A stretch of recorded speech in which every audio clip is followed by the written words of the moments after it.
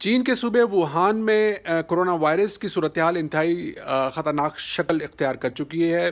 اب تک کی اطلاعات کے مطابق وہاں 6,000 افراد اس وائرس سے متاثر ہو چکے ہیں۔ 130 کے قریب اب تک کی اطلاعات کے مطابق ہلاک ہو چکے ہیں۔ جو 6,000 افراد ہیں، یہ تعداد جو ہے اس تعداد سے زیادہ ہے جو سارس کی وبا سے متاثر ہوئے تھے۔ پاکستان کے 4 طلباء جو چین میں موجود ہیں وہ بھی اس سے متاثر ہو چکے ہیں۔ سوال یہ پیدا ہوتا ہے کہ پاکستان کی حکومت ان کے لیے کیا کر رہی ہے۔ وہاں کافی 500 کے قریب جو طلباء ہیں وہ وہاں موجود ہیں اور وہ آہوازاری کر رہے ہیں، دہائیاں دے رہے ہیں کہ انہیں وہاں سے نکالا جائے۔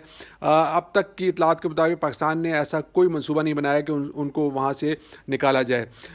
دوسرا، یہاں کیا اقدامات کیے گئے ہیں، یہ ایک بہت بڑا سوال ہے۔ یہاں لوگوں کو آگاہی کے لیے کیا کیا جا رہا ہے، یہ بھی بہت بڑا سوال ہے، کیونکہ اب تک اس سلسلے میں کچھ نظر نہیں آیا۔ بیجنگ میں جو پاکستان کی جو ایمبیسی ہے اس کی ویب سائٹ دیکھیں تو اس پہ کسی قسم کا کوئی الرٹ نہیں ہے، نہ ہی وہاں سے جو ہے رابطہ کیا جائے تو وہاں سے کوئی اطلاع ملتی ہے۔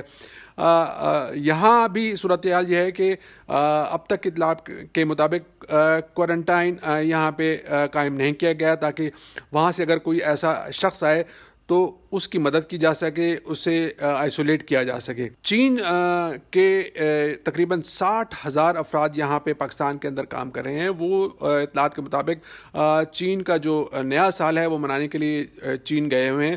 جب وہ واپس آئیں گے تو اس صورتحال سے نمٹنے کے لیے پاکستان نے کیا اقدامات کیے ہیں، اس بارے میں بھی اب تک کچھ پتہ نہیں چل سکا، کیونکہ چینی اپنا نیا سال منانے کے لیے ضرور اپنے وطن جاتے ہیں، کیونکہ ان کے لیے یہ سب سے بڑا سالانہ فیسٹیول ہوتا ہے۔